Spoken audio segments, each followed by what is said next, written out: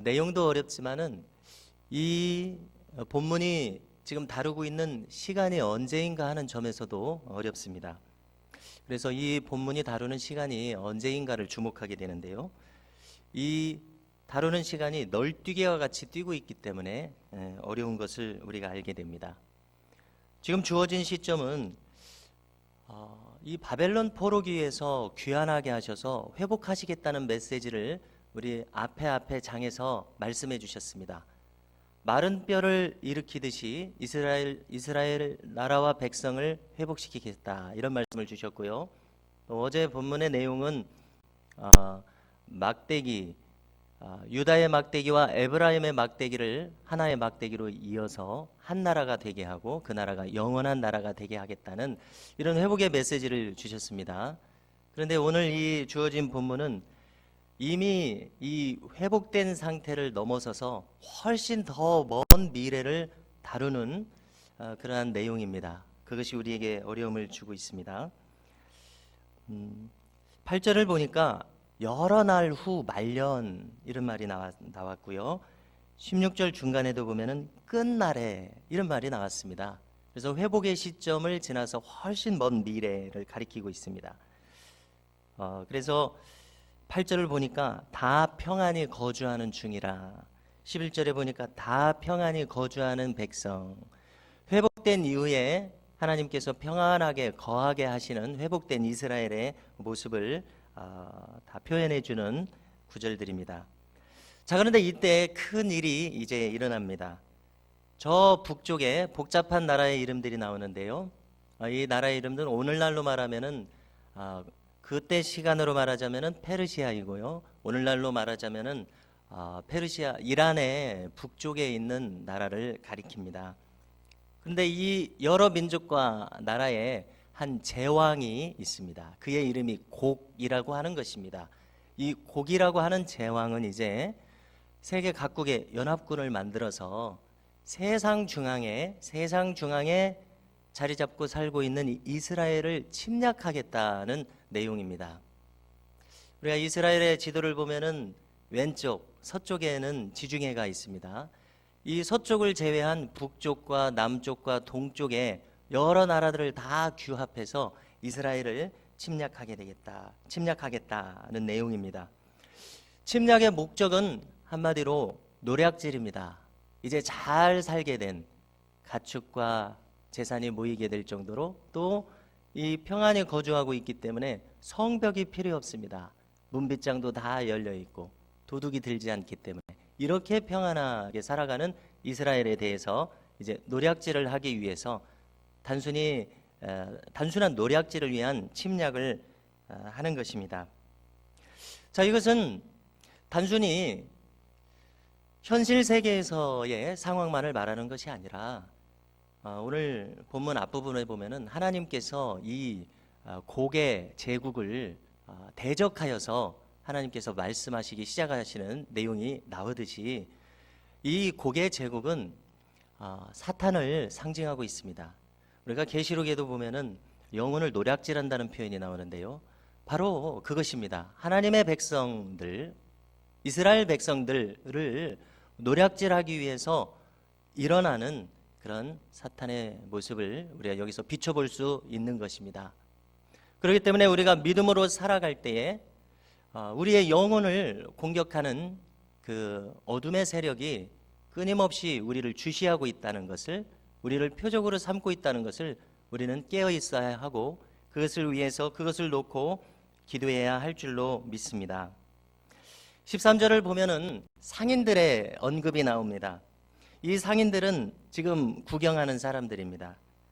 지금 곡의 연합군이 이스라엘을 향해서 침략하여 들어오는 것을 보고서 비난을 하는 말입니다. 너 노략질하러 왔구나. 그러니까 우리가 드라마를 보면은 악한 여자 주인공이 있습니다. 그러면은 누가 악한 짓을 하려고 하면은 잘도 알아보지요.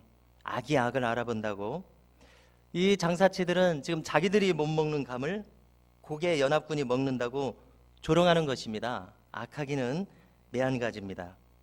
자, 그런데 오늘 이 말씀에서 놀라운 것은 이 악한 곡의 연합군마저도 하나님의 더 크신 계획 속에 있다는 것입니다.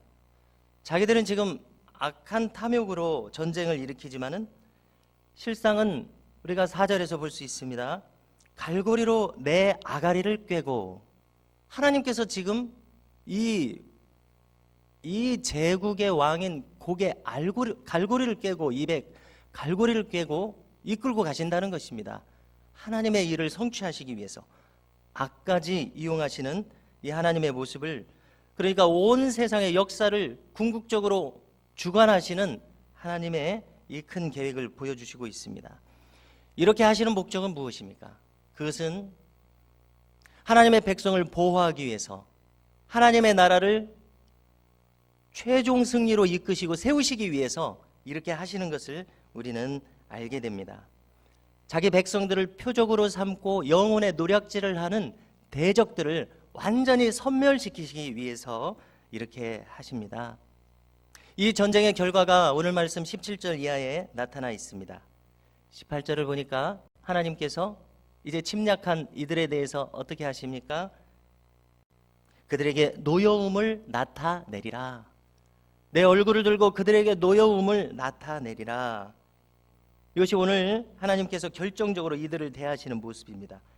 이들을 어떻게 물리치시느냐 하는 것이 나와 있습니다. 이 곡의 연합군을 큰 지진을 일으키십니다. 또 전염병을 일으키시고요, 피와 폭우와 우박과 불과 유황으로 비를 내리듯이 퍼부어서 괴멸하겠다. 이 연합군들은 자기들끼리 형제라고 부르지 않겠습니까? 자기들 안에서 자중질환이 일어나서 멸망하게 하겠다, 이렇게 말씀을 하십니다. 어쩌면 이것은 우리의 신앙생활과 같습니다. 반전의 연속이라는 것입니다.